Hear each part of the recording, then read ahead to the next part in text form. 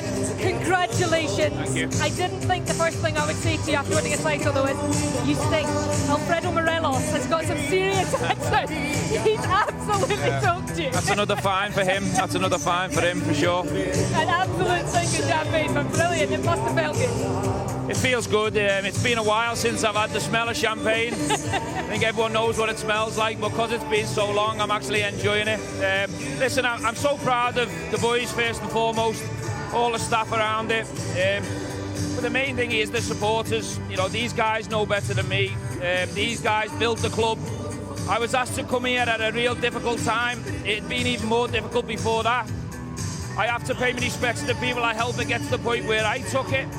And then it was about having a vision and getting the right people in the right places, the right support from the board, and then fighting for it. And that's what we've done. We've fought every day for 3 years to get to this point.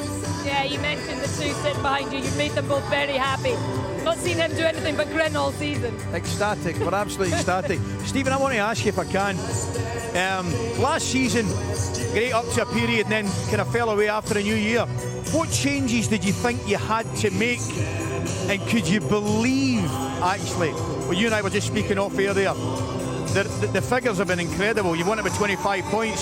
So did you see, you had to make one or two wee tweaks within the team to make that difference? I think in football, in this game, certainly over the course of a season, you'd always fall away for a reason.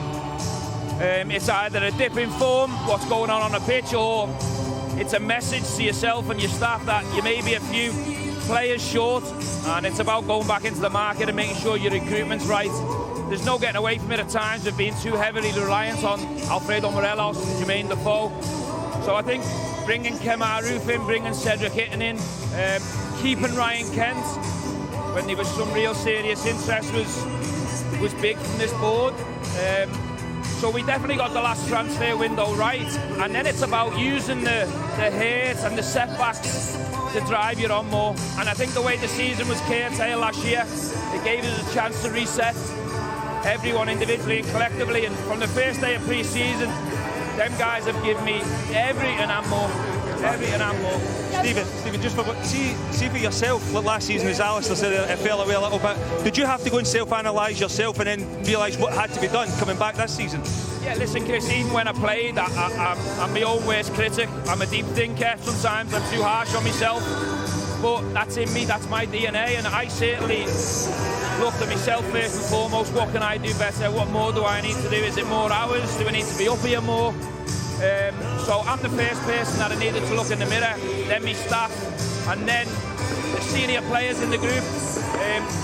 In this game, when it doesn't happen or you fall away or there's a setback, if you leave yourself out, for me that's not the right thing to do. So I was very much part of it when we fell away or when we haven't done well in the domestic cup. The book starts and stops with me. Can I ask you quickly, Stephen, at what point during the season did you realise we're going to do this? And secondly, do you have any idea on the impact you have had on every Rangers supporter throughout the world?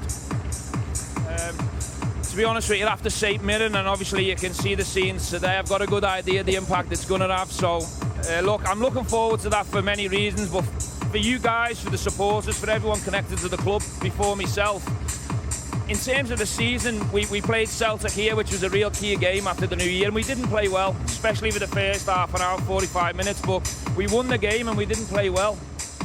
And as a staff, we said to ourselves, this is a real good place to be in. If we can beat the challenge, the main challenge, but not being at our best, that was a key game. Then we moved on through the months. I think Hibs away was a massive game, the Morelos goal.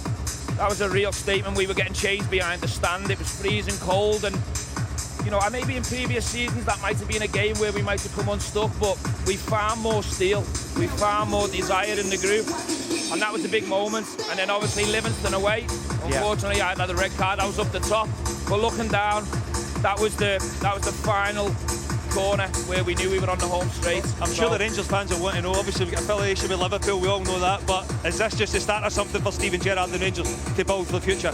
Look, Chris, it's not about me right now. It's about the club, it's about what's next. This is a club, as you know, that you can't stand still. It's about the future. This has to be a launch pad. We have to fixed the roof now. The sun's shining, everyone's happy. But it's my job now to find the tweaks, find the little malfunctions within the group that we need to iron out. The recruitment's key now. You know, you can see the last few games were short in certain areas. I've had some really interesting meetings with the board, and they're with me, they'll back me, and we'll go again and we'll try and build on this success. That's what I was going to say to you. Sorry, I beg your pardon, Nearly. If you know about this club, you've got to enjoy tonight, and then tomorrow morning you've got to start the work to retain it. That's the drill.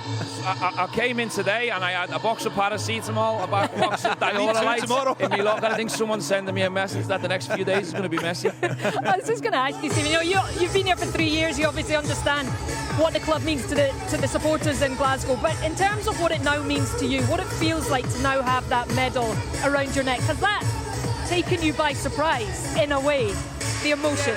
I mean, when I grew up as a young kid, I thought it was one club for life, and you know, I've come through Liverpool and had my career in Liverpool, which I'm immensely proud of. And I came up here with my eyes wide open to learn about the club, learn more. I had a good idea from the outside, but this has grabbed me. It's gripped me. It's a club like very few in the world. A lot of similarities to Liverpool, and now this has got a special place in my heart. I'm happy here. I have to make a lot of sacrifices family-wise, but I want more. This has given me a taste for more, and I'm more determined to build on it.